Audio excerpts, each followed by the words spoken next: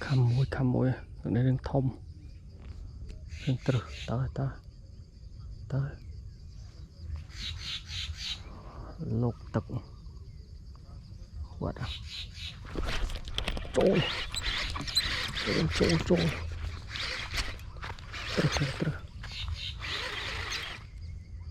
còn lục tực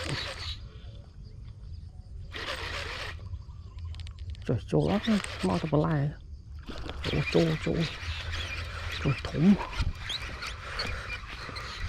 Nam còn lục tực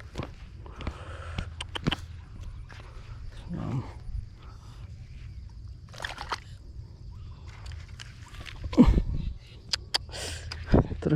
từ